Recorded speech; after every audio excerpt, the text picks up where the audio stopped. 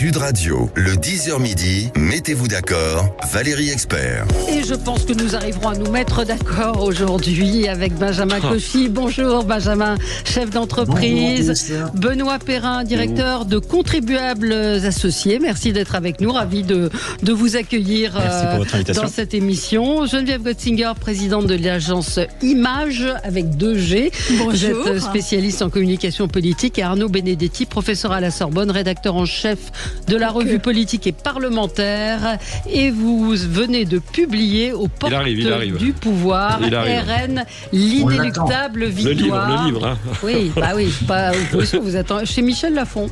Oui. Ça sort quand ? Ça sort jeudi. Ah bah c'est voilà, on peut précommander déjà. Tout à fait. Vous pouvez y aller. Et donc c'est une analyse. C'est une enquête, c'est à la fois une analyse sur les déterminants, je veux dire, de la progression du Rassemblement national, à la fois sur le plan électoral, sociologique, et puis c'est aussi une enquête sur la façon dont aujourd'hui le Rassemblement national s'organise dans sa bataille pour conquérir le pouvoir. Donc c'est un livre qui est à la fois un livre d'analyse et d'enquête. Très également. Bien, on l'attend avec impatience. On va commencer avec vous, Benoît. C'est un coup de cœur pour un livre. Alors effectivement, je vais vous parler d'un livre que j'ai lu il y a quelques jours, qui s'appelle « Laissez-nous bosser » d'un entrepreneur qui s'appelle Lionel Roch.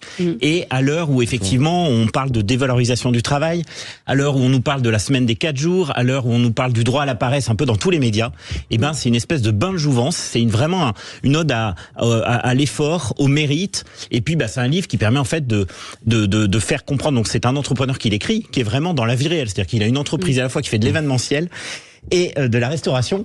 Et dans cet ouvrage, en fait, il prend la défense de tous ses confrères qui sont assommés par les normes, donc de tous les chefs d'entreprise. Il prend la défense de tous ses salariés qui sont assommés par les impôts. Et puis, il prend d'une manière générale la défense de son pays, et il considère effectivement que les PME sont essentielles en France et qu'on ne les valorise pas en France. Et donc, pour aller vite, c'est vraiment un ouvrage qui fait du bien et qui permet de rappeler quand même que la promotion sociale se fait en grande partie par le travail. Ouais, écoutez, donc ça s'appelle « Laissez-nous bosser », Lionel Roch aux éditions de l'Observatoire. Benjamin Cauchy, c'est un coup de cœur. Oui, pour une fois, n'est pas coutume. Oui. Un coup de cœur sur un concert qui a lieu à la Défense Arena samedi dernier. C'était le concert des 20 ans de Black Eyed Peas. Donc évidemment, ça vous paraît un peu, comment dirais-je, des propos qui changent de l'actualité. Mais pour autant, ce concert était extrêmement agréable. Il y avait de toutes les générations. Mais ce qui m'a intéressé surtout dans ce concert, c'était de voir un petit peu comment les forces publiques, au-delà de l'aspect artistique, comment les forces de l'ordre étaient capables de gérer un événement qui rassemblait 40 000 personnes à quelques dizaines de jours de l'ouverture des Jeux Olympiques. Et une loi qui est passée en mai 2023, une loi sécurité Jeux Olympiques, permet désormais d'utiliser un logiciel de reconnaissance faciale algorithmique qui permet de détecter artificiellement des comportements qui ne seraient qu'on considérait comme anormaux, permettant aux forces de l'ordre d'agir au plus vite. Donc vous vous souvenez peut-être qu'à l'époque, il y avait eu énormément de contestations vis-à-vis de cette disposition, les comparant finalement à la gestion des troupes et la gestion des foules que les Chinois organisaient depuis de nombreuses années. Vous savez que sur les passages piétons en Chine, si vous traversez, vous êtes reconnu facialement et vous percevez directement une amende à la maison. Là, en l'occurrence, c'était pour du maintien de l'ordre dans un énorme événement. Alors, je voulais casser un petit peu ces mythes que nous pouvions avoir. Je n'ai pas été survolé par des dizaines de drones. Je n'ai pas vu des centaines de policiers. J'ai vu des forces de l'ordre réparties de façon vraiment épisodique. Et il faut reconnaître que l'événement s'est extrêmement bien passé, tant à l'entrée des salles qu'à la sortie de la salle, jusqu'à l'usage des transports en commun, fluidité et des gens extrêmement calmes. Voilà, je voulais juste donner ce côté positif. Les Français sont capables d'organiser un événement de 40 000 personnes sans problème.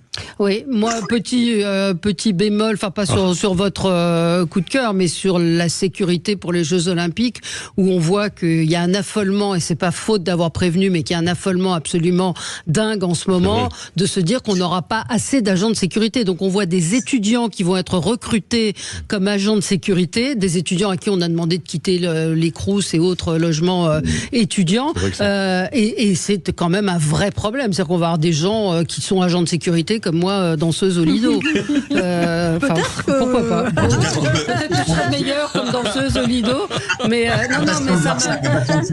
de voir ça, Valérie. Effectivement, ça suscite le débat. Ce qu'on peut voir quand même, c'est qu'une organisation privée comme la Défense Arena a été capable de le faire. Bien sûr, non, mais ça me permettait de faire ce petit coup Évidemment, de gueule. Et c'est vrai qu'Éric Revel nous a conseillé hier de lire un éditorial de Nicolas Bavrez tout à fait remarquable dans le Figaro Vox, où il parle de l'effondrement de la France dans tous les secteurs, que ce soit la diplomatie, la sécurité, c'est pas faute de le dire, et des petites choses comme celle-là, c'est-à-dire de voir que c'est les classements PISA. Et moi, ce matin, c'est vrai que j'ai réalisé, hier, je suis arrivée en retard, limite parce que j'ai mis 3 fois le temps que je mets pour arriver ici, puisqu'il y a la fermeture de l'autoroute de Normandie sur une partie de Paris à Versailles, parce que la chaussée est dangereuse, qu'il y a des fissures et que ça menace de s'effondrer.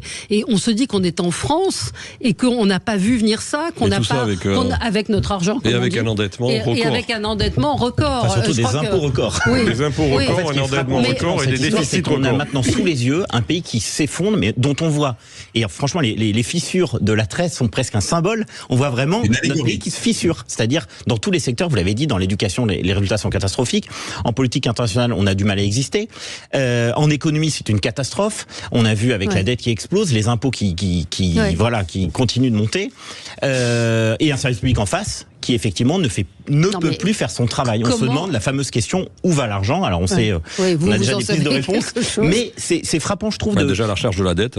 Là, exactement. Mais je crois qu'on vraiment l'écran de fumée est en train, en gros, enfin de disparaître sur la situation réelle de notre pays, et pour lequel on doit absolument, évidemment, prendre des mesures radicales si on veut enfin se redresser. Non, mais comment on en arrive là? C'est-à-dire que sur l'autoroute, vous imaginez, on vient de découvrir qu'il y avait des fissures dans la chaussée. Ça veut dire qu'il n'y a pas d'entretien, ça veut dire qu'il n'y a pas de surveillance, ça veut dire que quoi? Ça veut dire qu'on n'investit plus. Hors antenne qu'il y a des classements d'autoroute. Exactement, ça veut dire qu'on n'investit plus dans ce qu'il faut. En fait, on gaspille notre argent partout, mais sur l'essentiel, c'est-à-dire par exemple la sécurité ou par exemple l'état des routes, et bien effectivement, on n'investit plus. On était premier au monde dans le classement des autoroutes il y a quelques années, il y a à peu près 20 ans. Aujourd'hui, on est 19e. Enfin, je veux dire, c'est pour vraiment qu'on comprenne l'état de déliquescence du pays. On a laissé de côté les enjeux régaliens et aussi les enjeux stratégiques. Et on a finalement privilégié depuis des années et des décennies les dépenses sociales. Il faut être clair, tout simplement. C'est ce qui explique. Et on l'a fait pour des raisons politiques, parce qu'on considérait que les dépenses sociales étaient un amortisseur d'un certain nombre de crises.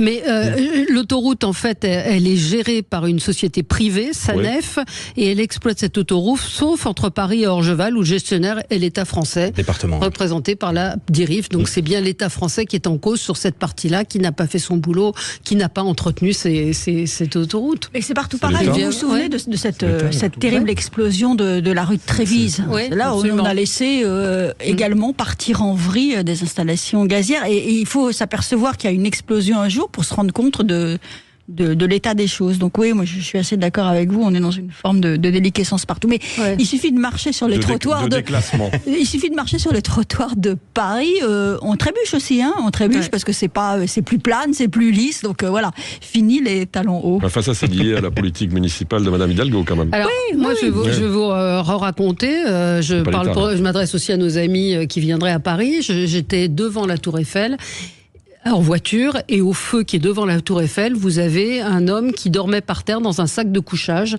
Les policiers étaient stationnés un peu plus loin.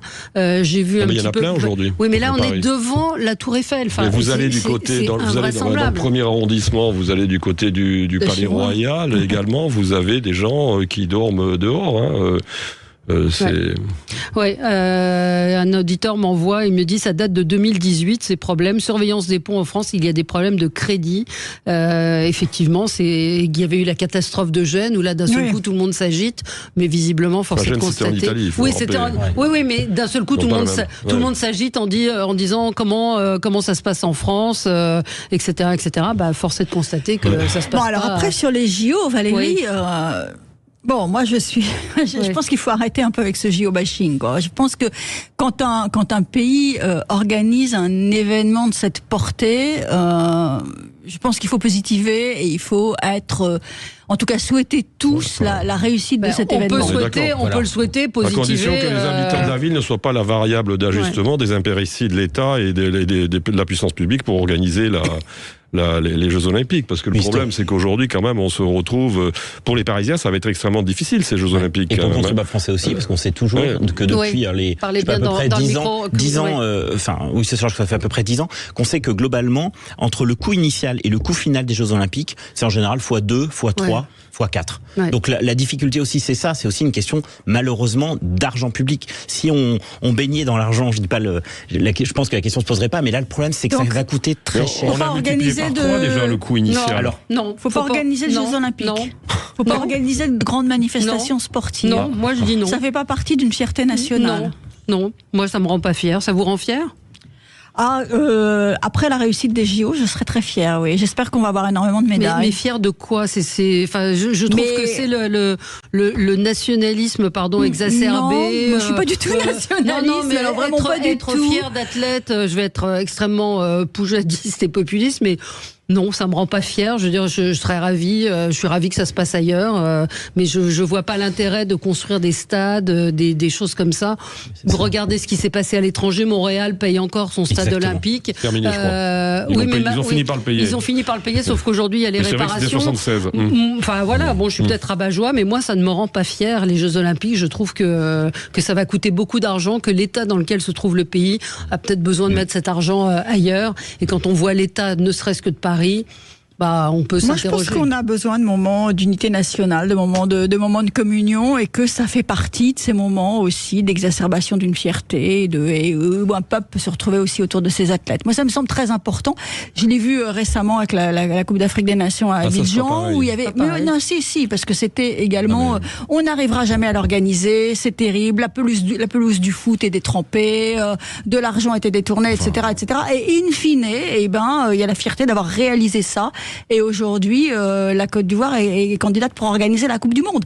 Donc, je pense que c'est très important qu'une nation arrive à se retrouver autour de tels événements. On peut le faire de manière plus sobre. L'opium du peuple. Pendant ce temps-là, on ne parle pas d'autre chose. La religion, vous voulez dire ? Du pain et des jeux, voilà, c'est ça. C'est la religion, l'opium du peuple. Oui, vous avez raison. J'ai cherché, je me suis trompée. C'était Marx, hein. Je me suis trompée. La religion, l'opium du peuple. Valérie est marxiste. On ne peut pas tout faire. On ne peut pas être danseuse au lido. On peut pas être danseuse au lido et connaître et relire Karl Marx. Voilà, et relire Karl Marx. Non, je trouve que ça, voilà, c'est. On se mettra pas d'accord. On se mettra pas d'accord là-dessus. Allez, on se retrouve dans un instant avec vous. On a plein de sujets aujourd'hui sur le général. Est-ce qu'il faut généraliser le couvre-feu pour les mineurs, LFI et la stratégie du chaos, et puis le droit de correction et les violences éducatives. Tout de suite. Sud Radio. Sud Radio. Parlons vrai. Parlons vrai. Sud Radio. Parlons vrai. Sud Radio, le 10h midi, mettez-vous d'accord, Valérie Expert. Et nous sommes là pour commenter l'actualité avec Benjamin Cauchy, chef d'entreprise, Benoît Perrin, directeur de Contribuables Associés, Geneviève Gonsinger, présidente de l'agence Image avec 2G, communicante politique, et Arnaud Benedetti, professeur à la Sorbonne, rédacteur en chef de la revue politique et parlementaire.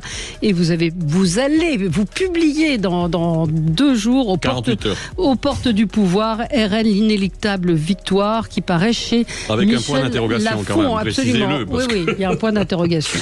Absolument. On va revenir sur le couvre-feu à Béziers, à Nice, pour les moins de 13 ans. Faut-il généraliser ces couvre-feux pour les mineurs ? On va parler du droit de correction et de violences éducatives et des violences éducatives avec une décision de justice qui a été beaucoup commentée d'un père relaxé au nom du droit de correction, et puis LFI et la stratégie du chaos. Un auditeur me précise par rapport à notre discussion précédente que le stade olympique de Montréal a été fini de payer en 2016, mais une rallonge de 292 millions de dollars pour refaire le toit a été donc demandée, et ce sont les fumeurs qui payent le stade avec les taxes sur les cigarettes. Voilà, mais ce sont néanmoins des taxes. Mais vous voyez, ce stade olympique de Montréal, ils n'en finissent pas de le payer. Non, mais c'est joli la cigarette versus le sport. Absolument. non, c'est exactement ça. On continue notre tour de table. Geneviève, vous, c'est un coup de gueule. Oui, comment est-ce qu'on arrive à contourner la réforme des retraites pour une catégorie de population? Je trouve ça absolument incroyable. C'est un accord de fin de carrière qui a été conclu à la SNCF entre 4 centrales syndicales et la direction, et qui permettent en fait purement et simplement d'acheter la paix sociale, mais via un contournement de la réforme des retraites. Donc, comment c'est possible? Alors, entre 6 mois et 18 mois pour les contrôleurs, mais dans 6 mois, 15 mois pour le reste du personnel de la SNCF, ça peut aller jusqu'à 18 mois pour les contrôleurs, avant votre départ à la retraite, vous pourrez arrêter de travailler, en fait, purement et simplement, rester à la maison et être payé 75% de votre salaire. Comment c'est possible? Donc de la part ça s'appelle le dialogue social à la SNCF. Donc en fait c'est quand même une entreprise publique, non, la SNCF. Ouais. Donc en partie financée par le contribuable, financée aussi par les billets de train, enfin pas par nous, avec un train qu'on trouve très cher. Donc je trouve ça assez anormal pour rester. Ces effets, c'est. Moi j'ai juste une question. Est-ce que c'est pour le personnel qui est actuellement à la SNCF, ou est-ce que ça s'applique aussi à ceux qui vont rentrer à la SNCF? Je pense que c'est pour le personnel actuel. Alors en échange de ça, mais pas pour les nouveaux entrants. En échange de ça, les préavis de grève ont été levés. Vous savez qu'il y avait des préavis de grève à la fois. Voilà, les usagers des trains voient ainsi s'éloigner la menace d'une grève pendant les ponts du mois de mai. On est content. Les ponts du mois de mai et sans doute les JO, sauf si d'ici là il y a d'autres revendications. Ouais, jusqu'à 18 mois non travaillés, où les travailleurs, les salariés seront rémunérés à 75%. Un avis, monsieur le directeur de contribuables associés? Alors, la SNCF, c'est à peu près 20 milliards par an payés par le contribuable français en soutien de cette structure. J'ai juste un truc à dire, c'est que en fait, si on veut réconcilier, je crois, les fonctionnaires, ou en tout cas les agents des entreprises publiques ou parapubliques avec les Français, il faut arrêter avec justement ces excès. Je veux dire, le meilleur moyen de réconcilier les Français avec ces personnels-là, c'est en fait, en gros, de rétablir une espèce d'équité, d'égalité, d'arrêter ces droits exorbitants qui justement exaspèrent l'ensemble des citoyens français. Oui, alors une chercheuse économiste au CNAM nous dit que c'est un dispositif qui est loin d'être unique, et que ça existe déjà chez Michelin et chez Orange. C'est ce qu'on pourrait appeler des pré-retraites d'entreprise. Les salariés restent dans le personnel, mais dans des périodes de temps non travaillées. C'est des sociétés privées par des entreprises privées sur leurs bénéfices qui font ce qu'elles veulent de l'argent. Absolument, oui. Pardon, Benjamin Cauchy. Ça oui, c'est effectivement ce qui a été relevé à l'instant sur le plateau, c'est que ce sont des entreprises privées. J'ai écouté il y a quelques jours de cela la DRH de Michelin, qui effectivement a une politique salariale extrêmement pertinente. Et effectivement, c'est l'accord d'entreprise qui prime sur l'accord de branche, qui prime de toute façon sur le droit du travail. Donc lorsque des entreprises privées ont une vertu sociale, parce qu'elles ont des bénéfices, parce qu'elles ont des résultats, et parce que forcément elles arrivent à associer à la fois équilibre social et compétitivité, j'ai envie de dire banco, et tant mieux, et félicitons-nous-en. En revanche, concernant la SNCF, c'est quand même le contribuable. On a démarré l'émission en parlant des 3100 milliards de dettes. Ça commence à devenir incongru. Donc pour moi, ce n'est pas le fruit du dialogue social, c'est le fruit d'un chantage social. Oui, bon. Mais c'est ça. C'est un chantage à la grève. Et nous avons un rapport de force. C'est la bourse ou la vie. Un rapport de force qui est imposé par les syndicats. Et je vous signale que les contrôleurs aériens seront en grève jeudi. Pas prendre l'avion. Près de 70% des vols devraient être annulés normalement. On continue avec vous, Arnaud Benedetti, sujet qu'on a évoqué légèrement hier. C'est un coup de gueule. Je ne sais pas si vous avez vu cette vidéo dans cette université américaine à Yale, très précisément, d'un étudiant juif qui est interdit de rentrer dans les locaux de l'université par des manifestants pro-palestiniens. Ça en dit long aujourd'hui sur la dégradation du climat dans un certain nombre de nos démocraties, et là pour le coup dans la plus grande démocratie libérale du monde, c'est-à-dire aux États-Unis. Alors c'est pas le pouvoir fédéral qui est bien évidemment responsable en l'occurrence, mais quelque part ce qu'on note, et c'est malheureusement quelque chose qu'on voit aussi aujourd'hui apparaître en France, c'est que une certaine gauche a finalement renoncé aux fondamentaux qui étaient les siens, c'est-à-dire l'universalisme en l'occurrence, et réhabilite à sa façon une forme de racisme décomplexé et d'antisémitisme décomplexé au nom d'une lutte qui est la lutte légitime d'ailleurs du peuple palestinien pour disposer d'un État. Moi je trouve ça bien évidemment tout à fait choquant et quand même pour des gens qui comme nous avons été élevés quand même après-guerre pour la plupart, j'imagine que ces images étaient totalement impossibles pour nos générations, et elles le redeviennent aujourd'hui pour des générations qui ont 18, 20 ans, qui manifestement n'ont pas la mémoire de ce qui s'est passé en Occident et en Europe durant la Seconde Guerre mondiale, ou qui ne veulent pas avoir cette mémoire, et qui finalement vont chercher des gens et les dénoncer sur leurs origines, sur ce qu'ils sont, sur leur trajectoire. Je trouve ça absolument lamentable. Et alors, il y a une responsabilité aussi, il faut le dire quand même, d'un certain nombre de responsables d'universités, y compris aux États-Unis, qui laissent faire et qui ne prennent pas les sanctions qu'il faut prendre. On voit bien que, par exemple, à Sciences Po Paris, il y a une espèce d'hésitation à sanctionner un certain nombre de comportements aussi. Je trouve que on rentre dans un climat qui est de plus en plus mauvais, et où finalement sont des jeunes qui sont en principe, je veux dire, formés la plupart du temps, sont censés avoir... On parle de Yale, on parle de Columbia. On parle éventuellement de Sciences Po Paris, et qui finalement... sont dans un combat qui est un combat extrémiste, radicalisé, et qui est pour le moins inquiétant. Voilà. Et je crois que ça, il faut le dénoncer et se battre. Mais il y a une responsabilité, en effet, de la gauche, d'une partie de la gauche, finalement, qui... par sa radicalisation, par sa volonté de cliver toujours plus, aujourd'hui, légitime ce type de comportement. Alors, ce qui était très intéressant dans les images, je le dis parce que la plupart des étudiants qui bloquaient l'accès de cet étudiant juif, qui était très digne d'ailleurs au demeurant, et qui a pris les images, c'était pratiquement tous des blancs. Très intéressant ça aussi, de voir que ce combat, au nom de minorités, est très souvent porté par des étudiants qui sont tous, la plupart du temps, d'origine européenne. C'est quand même là aussi quelque chose qui, me semble-t-il, dit... ça dit quelque chose en effet sur l'évolution de ces combats. Non, mais il y a donc à Yale des arrestations ont été faites, et on a appris ce matin que Columbia passe ses cours en distanciel. C'est-à-dire que la situation est tellement tendue que ça devient pratiquement impossible. Et on voit qu'à Sciences Po... Oui, mais il y a une responsabilité de la direction des universités, des présidents d'universités, qui ont laissé faire et qui ont laissé globalement se propager ce climat. Oui, je sais pas, une réaction... J'ai l'impression que c'est un peu comme la SNCF qui est dans le dialogue social. J'ai l'impression qu'effectivement les directions d'université sont en fait, pour apaiser les choses, sont en fait dans une espèce de complaisance totale vis-à-vis d'une gauche qui est radicale, et alors qu'à l'université, qui est le lieu de débat par excellence, eh bien une certaine gauche effectivement empêche certains de s'exprimer, ce qui est évidemment absolument scandaleux.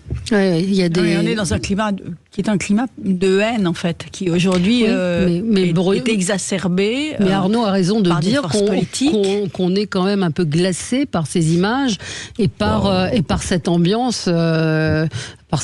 Et on évoque les États-Unis, mais effectivement, Sciences Po Paris ou même certaines facultés, si on pense à Nanterre, c'est ce que disait Florence Bergeau-Blaclair. Elle ne peut pas, elle est interdite de Sorbonne, elle est interdite de Sciences Po. En revanche, on invite Jean-Luc Mélenchon. Ce sont les étudiants qui ont invité Jean-Luc Mélenchon pour faire une conférence sur la Palestine, entre autres.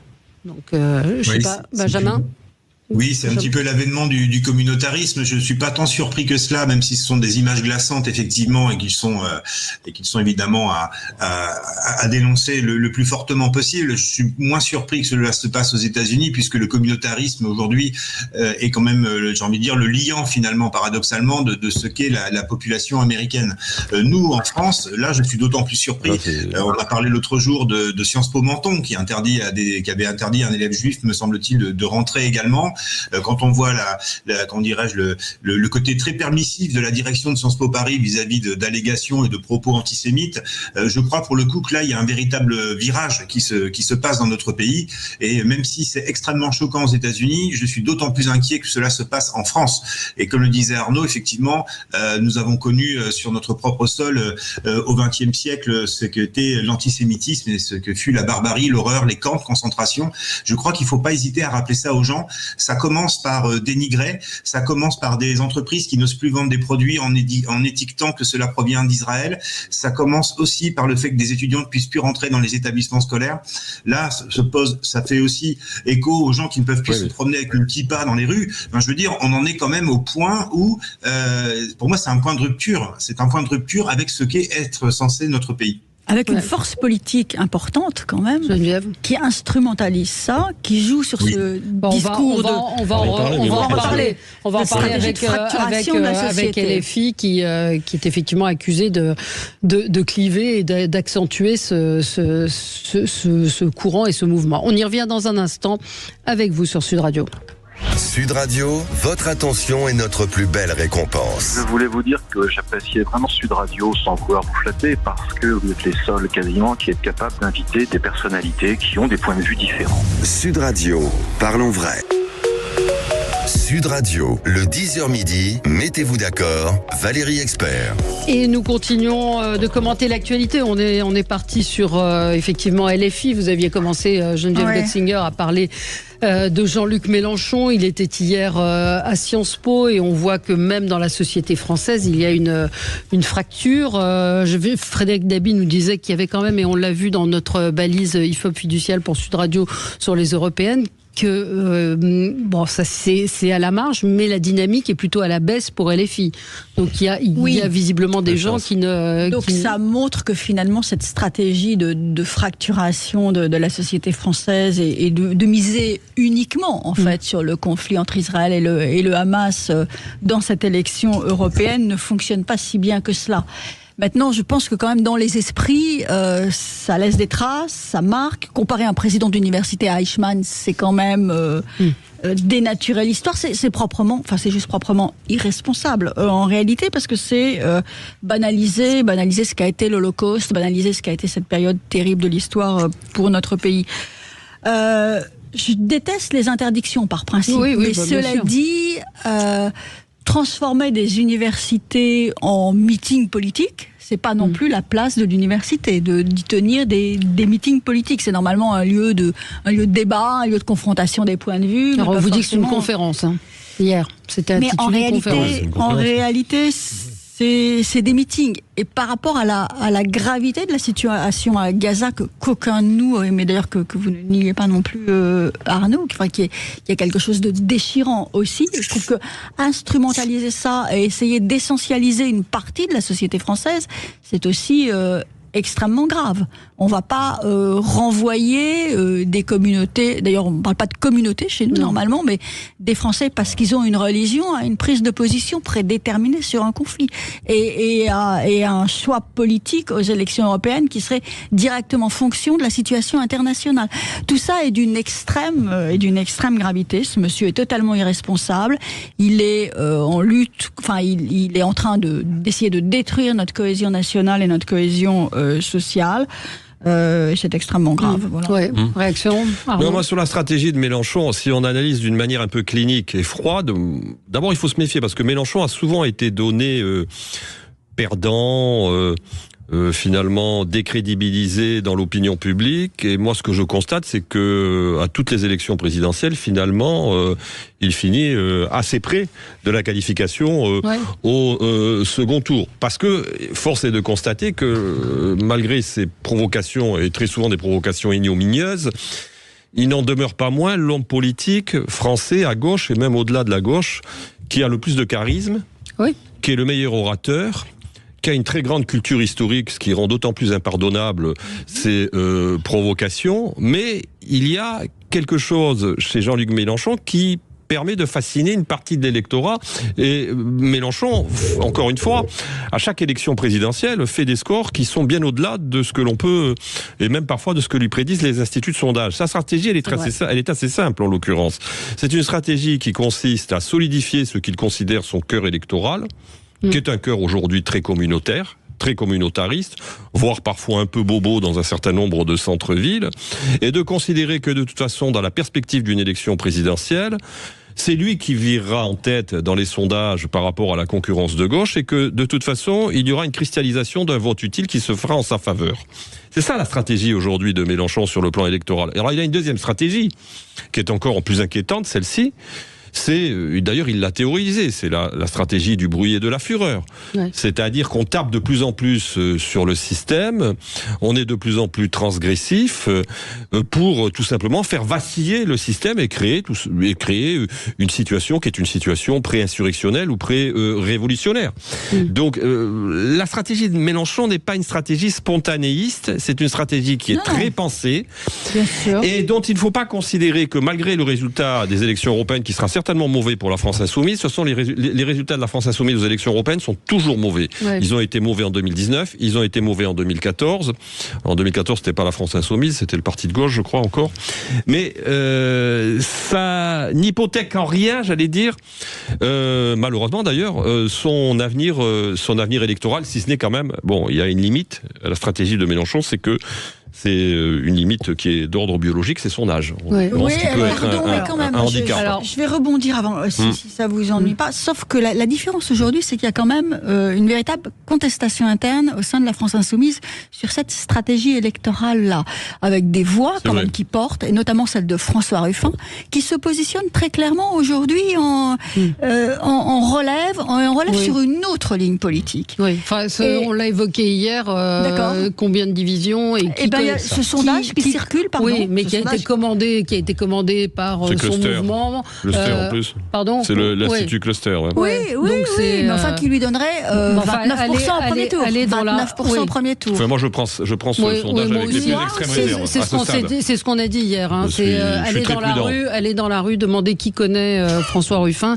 Je suis pas certaine que c'est un peu ce qu'on a évoqué hier. Je ne sais pas, mais néanmoins, il y a aujourd'hui quand même débat au sein de la France insoumise sur cette stratégie de chaos. Un petit point juste pour rebondir. Il y a toujours eu débat quand même à la France insoumise. Je rappelle une chose, Geneviève. En 2017, il y a toute l'aile souverainiste de la France insoumise, Georges Kuznamovic, François Koch, etc., qui ont été littéralement purgés par Jean-Luc Mélenchon et par la direction de la France insoumise. Et je pense que de toute façon, c'est la culture de Jean-Luc Mélenchon qui est une culture trotskiste. Il n'hésitera pas à purger ceux qui contestent son leadership, le moment venu. Donc c'est une réalité aussi avec laquelle il faut compter. Alors, Benjamin Cauchy. Moi, j'aurais mis un bémol, Arnaud, à votre analyse. Je vous l'accorde sur 2017 ou 2022, où il était d'autant plus aisé pour Jean-Luc Mélenchon d'être, pardonnez-moi, le leader charismatique, parce qu'il y avait personne d'autre en face à gauche. On peut pas dire qu'Anne Hidalgo porte véritablement le charisme de la gauche de demain. Il y a qui aujourd'hui ? Pour le coup, aujourd'hui, je pense que quand on voit la percée de Raphaël Glucksmann, je ne dis pas que Glucksmann a un destin national et n'en veut pas, on est bien d'accord, mais quoi qu'il en soit, la gauche est capable, aujourd'hui, ne serait-ce que d'un côté sondagier, de fédérer 12-13% des gens, parce que d'une part, Jean-Luc Mélenchon, vous l'avez dit, Arnaud, se replie sur son fonds de commerce minimal, qui est celui du communautarisme islamiste, on peut dire les choses, musulman, et de l'autre côté, on a quand même un gouvernement qui tente un virage à droite.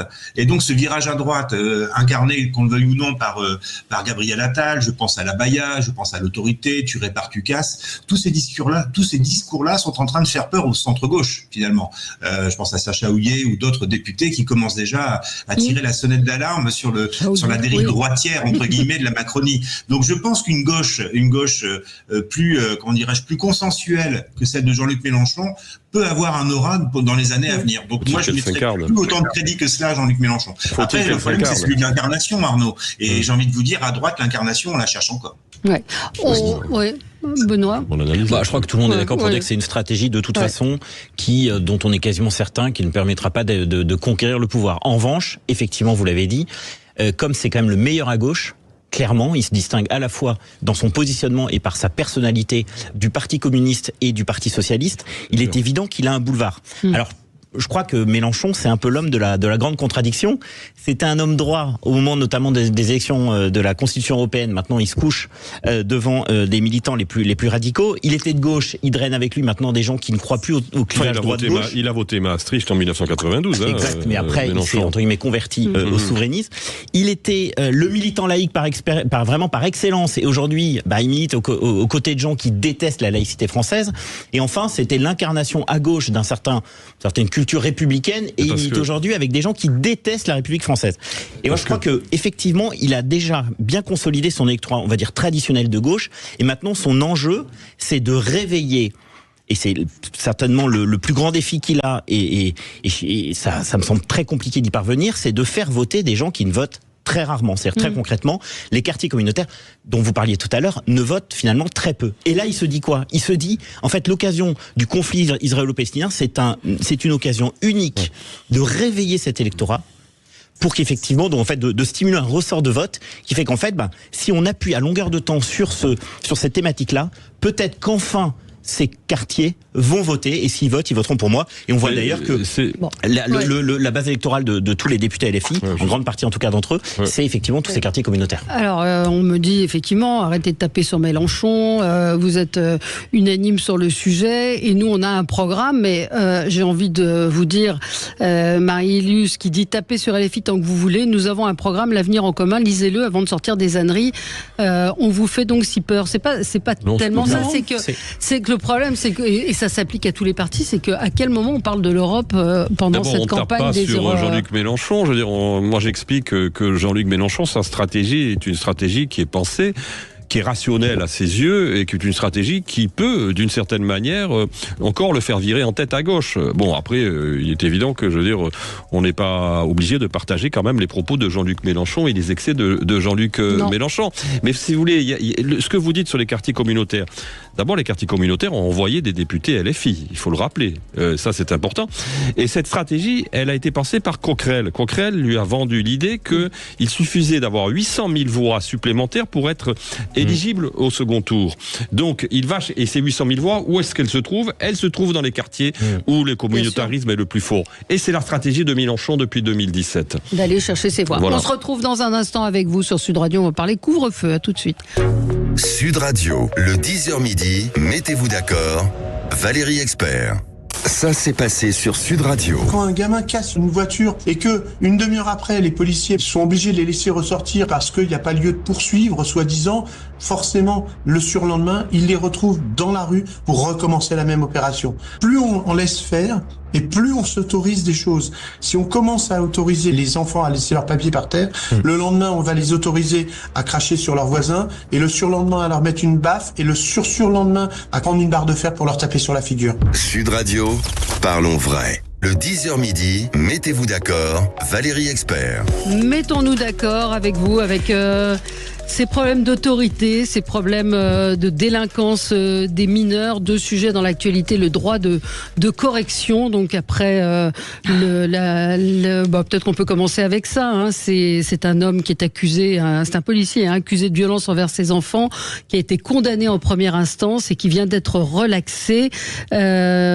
puisqu'il reconnaît. Alors il a reconnu une éducation stricte et rude, mais il a été relaxé au nom donc du droit de correction. Pourtant, quand on lit tout de même ce qu'il infligeait à ses enfants est un peu terrifiant, mais c'est vrai qu'il y avait une loi anti-fessée, donc ça va peut-être faire jurisprudence. Vous en pensez quoi ? Le droit de correction normalement n'existe pas, n'existe plus depuis la loi de 2019, la fameuse loi dite anti. La fessée, la gifle, les brimades, les humiliations sont interdites.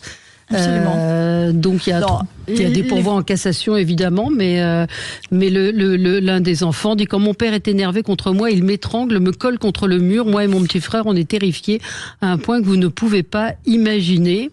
Mais c'est hallucinant. Donc, ce qu'on peut dire, c'est juste que les violences contre les enfants, à l'encontre des enfants, ne sont jamais justifiables, quelles que soient les circonstances. vous avez peut-être eu aussi des enfants par moment. On a été exaspérés par nos enfants. On a peut-être envie, mais enfin, ce n'est jamais justifiable. On peut pas lever la main sur un enfant, encore moins évidemment l'étrangler, le cogner. Il n'y a pas de bonne fessée. Aucune violence n'est tolérable. Voilà, et il y a une loi depuis 2019 qu'il faut appliquer. Moi, je suis étonnée quand même qu'on puisse se référer à cette pseudo-jurisprudence du droit à la correction. On sait très bien depuis les progrès des neurosciences que dans l'estime de soi, dans la construction de soi, dans les années d'éducation et la manière dont on traite un enfant sont absolument essentielles. Donc on explique, on ne cogne pas. Enfin bon, voilà. C'est le symptôme sans doute d'une difficulté des parents aujourd'hui face. Mais là, ce qui intéresse, c'est la décision de justice. Oui, bien sûr. Mais elle me semble contraire à la loi. Mais après, c'est-à-dire que si l'enfant a fait l'objet d'une tentative, j'allais dire, d'étranglement, puisque c'est ce que je comprends. Je ne vois pas comment on peut légitimer un prétendu droit de correction. Mais qui en plus n'existe pas. Enfin, c'est...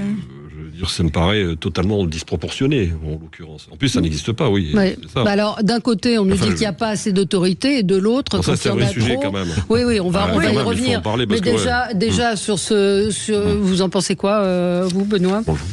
Je suis un peu surpris par la décision, effectivement. Ouais. Après, je suis pas complètement opposé à la fessée. Je trouve pas que la fessée soit destructrice pour l'enfant. Je dis pas qu'il faut en abuser, évidemment, il faut limiter la violence, machin, mais je trouve que le fait d'interdire la fessée, outre le fait que c'est absolument ridicule, parce que personne, évidemment, sauf à mettre un agent de police dans chaque maison, c'est évidemment inapplicable. Mais là, il y a eu une plainte. Non, mais là, on n'est pas dans le cas, justement, de la fessée. C'est pour ça que je dis, je mets ce cas de côté, parce qu'effectivement, la décision est quand même surprenante compte tenu de ce qu'expliquent les enfants. Après, je pense qu'il faut pas non plus, je crois, être complètement... mettre les parents qui donnent des petites fessées parfois en camp de rééducation, je crois qu'il faut pas exagérer. On a depuis quelques années quand même une espèce on parle beaucoup d'éducation positive basée sur le dialogue, sur le respect mutuel, et c'est très positif, vous l'avez dit, pour la construction de l'enfant. Néanmoins, les parents sont des êtres humains, donc parfois il nous arrive effectivement de céder un peu facilement dans des proportions évidemment qu'il faut mesurer, ça va de soi. Et puis parfois la fessée, c'est le stade ultime de la punition. Ça me semble pas non plus traumatisant. Voilà. Bon, je sais pas, Benjamin, sur ce fait-là, et puis après on va revenir sur les mineurs et la protection des mineurs. C'est le père de famille là qui va plutôt réagir que celui de chef d'entreprise. J'ai 2 garçons. Moi, le principe d'autorité, c'est de faire le regard le plus agréable possible, et ça m'arrive de le faire. Donc un regard noir, je peux vous assurer que le petit de 11 ans, le regard noir et va dans ta chambre, ça fonctionne encore. Donc je pense que c'est vraiment, j'entends, Benoît, tu parles effectivement de cette pédagogie un petit peu bisounours, où l'enfant est roi, où rien ne peut lui être reproché, où son atteinte à l'intégrité est irrévocable, bien évidemment. Je pense que pour moi, passer à la fessée, je parle même pas de ce policier, je suis très, très surpris de la décision de justice, mais je pense pas que la fessée soit la solution, quoi. Voilà. Parlons donc, on va parler, il y a beaucoup de sujets autour des mineurs. Il y a hier le Premier ministre, on l'a évoqué, qui se rendait à Nice en inspection dans un internat de rupture. Beaucoup de questions autour de cet internat. Vous avez qu'est-ce que vous en avez pensé la séquence de communication, c'était assez étonnant. On voit quand même que Gabriel Attal n'a pas l'habitude de s'adresser à des enfants, manifestement. Ouais. Et je trouve que finalement, à un moment donné, l'abus de communication finit par nuire à ce que l'on souhaite promouvoir. Voilà, c'est tout. J'ai trouvé ces images, pour tout vous dire, assez contre-productive, mais bon, c'est un avis très personnel. Oui, avec des enfants qui expliquaient être là contre leur gré, 15 jours, est-ce que ça suffit à les remettre Ce qui était terrible, c'était la mise en scène, si je puis me permettre, Valérie. Ce qui était terrible, c'était la mise en scène des enfants qui, a priori, vont dans des centres de redressement, de rééducation, vous lui donnez le nom que vous voulez, c'est maison de correction 2.0. Je ne trouvais pas ça très utile de les valoriser sur une scène, ou d'engager encore une sorte de grand débat, forum, en demi-cercle avec des enfants. Tu vois, tu es un vilain, tu as fait plein de bêtises, et tu vois, on va te mettre dans une maison de redressement. Moi, je trouve que c'était gênant, de mettre en profit des enfants. Qui vont pour le coup risquer de se faire bloquer d'eux, d'être harcelés par la suite, quoi. Il vaut mieux. Il y en a un qui a relevé que Macron était méchant. Il vaut mieux limiter l'utilisation des enfants en termes de communication politique, il me semble. Non, et celui qui lui demande s'il est riche. C'était extraordinaire. Mais un enfant l'a joué dans une dépêche AFP. Mes parents ne m'ont pas convaincu d'y aller, ils m'ont forcé. Je n'ai rien à dire, c'était ça ou le bled, a témoigné Ryan, 14 ans, en 4e, en admettant qu'il faisait n'importe quoi à l'école. Donc le Premier ministre lui a dit, tu vas apprendre plein de choses, vous allez faire plein d'activités, et à la fin, vous serez content d'être là. Donc je pense qu'il n'a pas l'habitude d'avoir des enfants de 14 ans. Voilà. Et la petite phrase sur la déconnexion numérique aussi. Ça va te faire du bien de déconnecter. Ça va faire du bien de ne plus avoir de portable. De ton portable pendant quelques jours. Voilà. Du volontariat dirigé, selon le Premier ministre. Donc question autour de l'autorité. Est-ce que ça va suffire d'envoyer des enfants décrocheurs 15 jours dans des colonies de vacances encadrées, on va appeler ça comme ça. C'est vrai que ça ressemble beaucoup à de la com. Et puis après, il y a des actions plus concrètes. Et c'est vrai que là aussi, on est un peu surpris quand on voit à Béziers le maire obligé de prendre un arrêté pour interdire, pour imposer un couvre-feu pour les enfants de moins de 13 ans. On parle d'enfants de moins de 13 ans. Oui, ça veut dire que les parents ne sont pas capables de garder leur enfant chez eux la nuit. Oui. C'est quand même un problème, c'est un déficit de l'autorité parentale.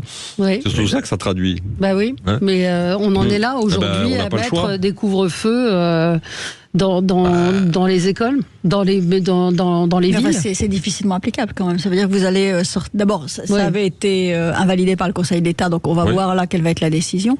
Et ensuite, c'est quand même très difficilement applicable de payer des policiers pour surveiller toutes les rues d'une ville pour empêcher des enfants de sortir. Ça relève typiquement de l'autorité parentale, ce type de choses. Sur les enfants qui ont moins de 13 ans, mais ils n'ont rien à faire dehors. En principe, ils n'ont rien à faire dehors. On est d'accord. Déjà moins de 13 ans entre 23h et 6h du matin. 6h du matin. C'est le bon sens, ils n'ont rien à faire dehors. En fait, là-dessus, on est d'accord. C'est une mesure de bon sens. Alors, vous l'avez dit, c'est vrai que c'est de la coercition, mais on est tellement... Enfin, je veux dire, le bon sens est tellement bousculé qu'on est obligé, pour mettre du plomb dans la tête des parents, en quelque sorte, de leur dire, voilà, vous serez sanctionné si jamais votre enfant de moins de 13 ans est dans la rue, seul, entre 23h et 6h du matin. Puisque ces parents n'appliquent pas, ou en tout cas ne font pas preuve d'autorité parentale, c'est effectivement, malheureusement, la société qui doit là-dessus prendre le relais pour remettre un cadre qui est mais je crois qu'il ne veulent pas ou ne peuvent pas appliquer un certain nombre de parents. J'insiste, petite parenthèse, on ne parle jamais, moi je suis surpris à chaque fois dans les émeutes, on voit qu'une grande partie des enfants sont élevés souvent par leur mère. Je comprends pas qu'on ne parle pas de l'autorité paternelle, on se demande où sont les pères dans ce genre de situation. Ils sont jamais là, ils sont jamais sanctionnés. On parle que de la mère qui fait ce qu'elle peut avec les enfants. Ouais. Je trouve ça surréaliste que les pères ne soient jamais concernés ou jamais impliqués dans toutes ces réflexions. Parce que, objectivement, les enfants, évidemment, n'ont rien à faire dans la rue. Et c'est la preuve d'une société profondément malade.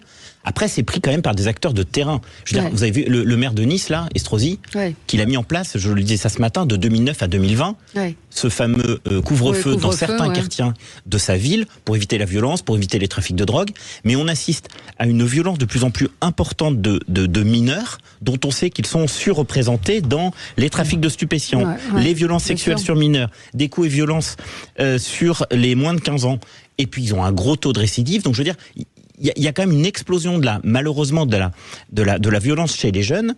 Et le fait nouveau, je crois, c'est qu'enfin les pouvoirs publics traitent ce problème et osent en parler. Celui qui en a parlé, c'est Gabriel Attal dans son entretien il y a quelques jours à la télévision. Je veux dire, et c'était, je crois, inenvisageable il y a 10 ans qu'on parle de ces sujets si librement. Là aujourd'hui, on est arrivé à un stade tellement malheureusement dramatique que sans coercition, il n'y aura pas de résultat. Et, dernier mot, que ce soit Robert Ménard ou que ce soit Estrosi, les deux ont dit quand même que durant l'application de leur règlement, la violence avait quand même décru. Voilà. Ouais. On va marquer une pause et on continue sur ce débat dans un instant avec vous. Sud Radio, le 10h midi, mettez-vous d'accord, Valérie Expert. Sud Radio, le 10h midi, mettez-vous d'accord, Valérie Expert. Mettons-nous d'accord avec Benjamin Cauchy, Benoît Perrin, Geneviève Gotzinger et Arnaud Benedetti. Nous parlions donc de la violence des mineurs et cette impossibilité de trouver des réponses adaptées à la situation aujourd'hui. Peut-être que pour plus tard, on trouvera des solutions, mais pour ceux qui aujourd'hui sont concernés, comment les encadrer et comment faire? Je rappelais le cas de la jeune fille Samara qui est obligée de reprendre ses cours à distance, de ces jeunes qui ne sont pas passés en conseil de discipline. Hier, une enseignante me racontait qu'un élève qui est connu de tout le corps enseignant dans son collège est un élève perturbé, qui a été convoqué en conseil de discipline, et le directeur, le proviseur n'a rien trouvé de mieux que de dire attention, la prochaine fois tu seras puni, alors qu'il a insulté. Donc voilà, on en est aussi là.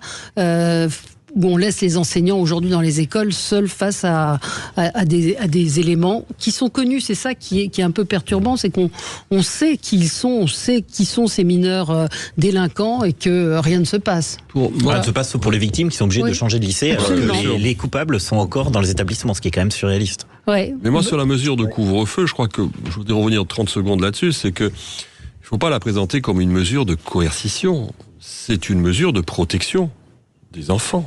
C'est-à-dire qu'en fait, leur interdire de sortir entre 23h et 6h du matin, c'est surtout et principalement pour les protéger contre eux-mêmes, les protéger contre des agressions vis-à-vis des parents. Vis-à-vis des parents. C'est une mesure, je crois, de coercition vis-à-vis des parents et de protection vis-à-vis des enfants.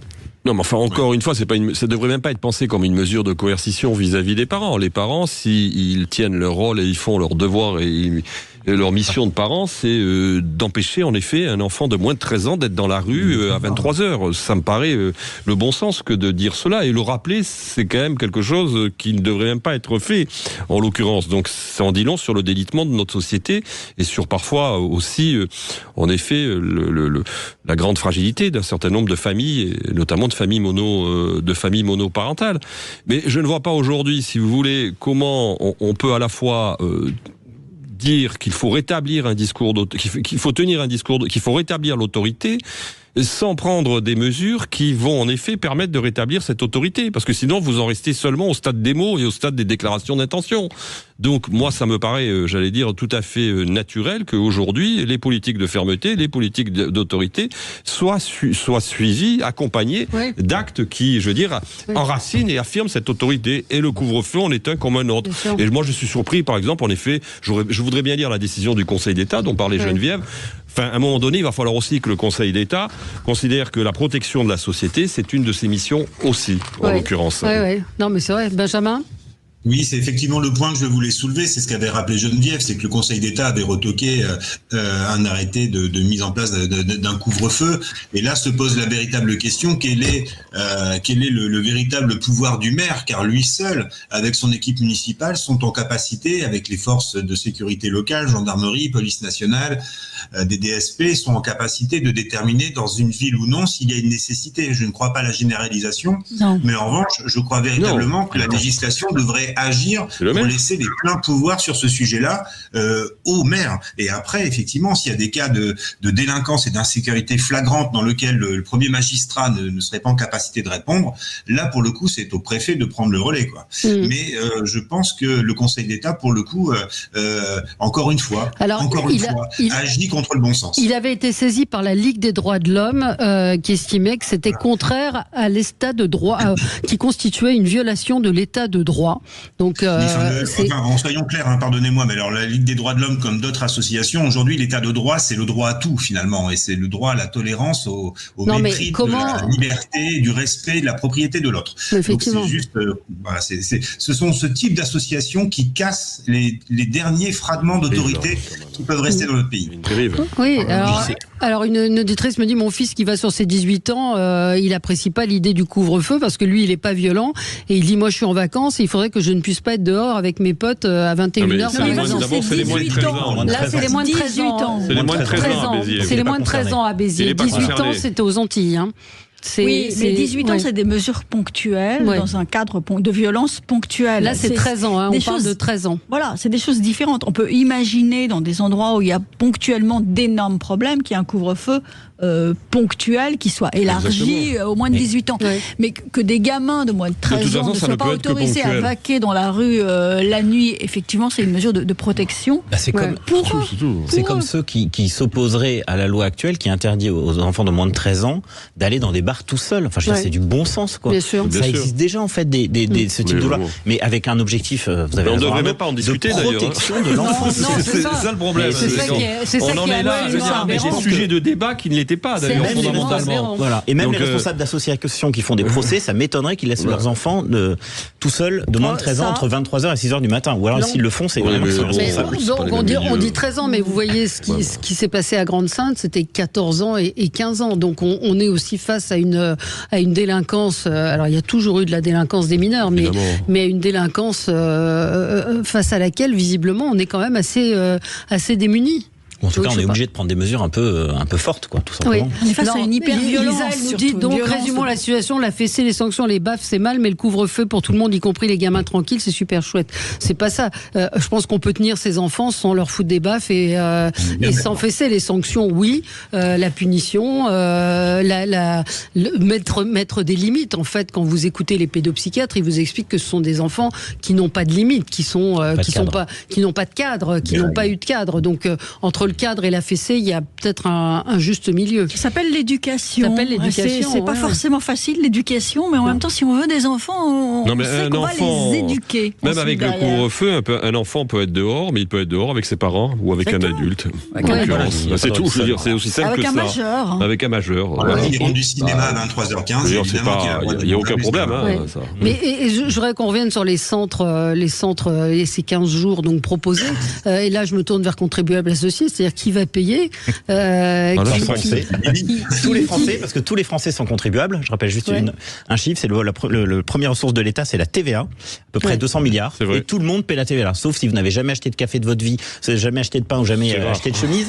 Tout le monde paie de la TVA, donc tout le monde est contribuable, y compris les mineurs qui ont un peu d'argent de poche et qui s'achètent ce qu'ils souhaitent s'acheter. Donc sur la justice, qu'il faut juste rappeler quand même, c'est sur le budget de la dépense publique. Quand l'État dépense 1 000 euros, il n'y en a que 7 euros qui vont à la justice. C'est très important parce que quand on a ce rapport entre 1 000 euros et 7 euros, on comprend qu'en fait, la justice est pour le coup sous-dotée. En France, en gros, on dépense plus que dans tous les secteurs que nos voisins européens. Et vraiment dans tous les secteurs, sauf justement dans la sécurité, dans la justice, dans les transports. Voilà, c'est à peu près les 3 secteurs dans lesquels on dépense moins. Et là, pour le coup, c'est sûr qu'il faut des moyens pour la justice, mais il faut des moyens, mais aussi il faut des réformes toutes bêtes. Il y a eu une grosse augmentation du budget de la justice. On est passé en gros, aujourd'hui on a 12 milliards. Voilà, juste le déficit français l'année dernière, c'est 170 milliards. Le budget de la justice, c'est 12 milliards. Là aussi, ça permet de comprendre l'étendue du déficit français. Oui, mais je ne vais pas faire ma poujadiste, mais où va l'argent ? Parce qu'on a besoin d'argent dans l'éducation, dans la santé, dans la justice, dans la sécurité. La charge de la dette, les dépenses sociales, voilà, tu vois. Quelques pistes là. Benjamin ? Oui, effectivement, le sujet, c'est véritablement retrouver des marges de manœuvre à l'échelle de nos finances publiques va nécessiter de toute façon, de manière subie ou choisie, un tournant libéral va s'imposer, quel que soit le candidat qui sera élu en 2027. Nos finances publiques ne nous permettent plus d'être cet État-providence et de dégager des marges de manœuvre on parlait en début d'émission de la nécessité de maintenir en état nos infrastructures routières, autoroutières, les ponts, voilà, tous ces enjeux stratégiques pour la circulation des Français et de tous ceux qui viennent dans notre pays. Et donc il va falloir trouver des coupes franches. Il va falloir véritablement trouver des coupes franches. Puisque la charge de la dette, on ne va pas pouvoir l'étaler outre mesure. Donc, il va falloir tailler dans le budget. Est-ce qu'il faudra toujours financer des chorégraphes par le ministère de la Culture ? Est-ce qu'il faudra toujours financer des ponts qui ne servent à rien au milieu de routes qui n'ont jamais été créés ? Voilà, je pense que Benoît Périn a une liste aussi longue que son bras pour nous raconter les gabegies financières. Mais il va y falloir une rationalisation. Et alors, je ne vais pas prendre l'exemple sur le président de l'Argentine, parce que là, on est effectivement... C'est un petit peu comme l'histoire de la fessée dans l'éducation. On est peut-être dans une ultra-radicalité, mais je crois qu'il faut peut-être s'inspirer de régimes plus libéraux qui, de toute façon, aujourd'hui, seront peut-être les seuls à s'en sortir. Juste pour anecdote, pour la première fois depuis 2008, les comptes publics argentins sont en positif. Voilà, sur le premier trimestre 2024. C'est la première fois depuis 2008. C'est vrai.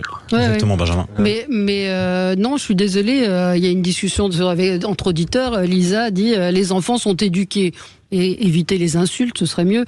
Non, les enfants ne sont pas éduqués. Je suis désolée, Lisa, vous avez des enfants qui aujourd'hui ne sont pas éduqués, sont livrés à eux-mêmes. Il suffit d'aller dans un certain nombre de collèges et de voir comment se comportent un certain nombre de classes avec leurs enseignants. Les enseignants n'arrivent pas à les maîtriser. J'espère juste que dans ces internats, on se concentrera sur l'essentiel. Je crois que l'essentiel, c'est de leur apprendre à lire, à écrire, à compter. Oui, c'est vrai. On mette peut-être de côté très rapidement les valeurs l'intérieur de la République, dont à mon avis ils n'ont que faire. Il faut les armer intellectuellement. Et la violence se maîtrise aussi justement par la maîtrise du langage et par une lecture fluide. Voilà. Et quand on voit les résultats catastrophiques de l'école, j'espère que l'école va d'abord se concentrer là-dessus. On parlera du reste ensuite. Mais vous avez entièrement raison. L'idée l'entrisme sociétal, communautaire, associatif qui vient remplacer des heures de cours. Non, mais vous avez raison, et c'est ce que dit le linguiste Alain Bentelila. Quand vous avez des jeunes qui ne savent pas s'exprimer, qui ont un déficit, qui ont 10% de mots de vocabulaire par rapport à des enfants qui savent lire, écrire et compter, vous ne pouvez être que dans la violence, parce que pas de réflexion, pas de raisonnement. C'est-à-dire qu'en fait, vous ne pouvez être que décérébré. Oui, voilà. C'est un peu ça. Et être décérébré conduit effectivement à la violence, à l'incapacité de. Mais moi, je suis assez d'accord sur la réflexion. Mettre le paquet, comme on dit, sur le primaire, sur lire, écrire, compter en priorité, et puis après, et puis voir effectivement comment sont gérées ces familles dont on sait qu'elles posent problème, mais qui posent difficulté. Quand vous parlez aux maires des communes, toutes les difficultés. On a quasiment un quart des enfants qui arrivent en 6e qui ne maîtrisent pas les fondamentaux de la langue française. Faut le savoir quand même. C'est ça qui doit être la priorité. Il y a du service militaire, une classe d'âge environ. À l'époque du service militaire, il y avait un recensement qui était plutôt aigu là-dessus, et on avait à peu près 11% d'une classe d'âge qui ne savait pas lire à l'époque. Ouais. Bon.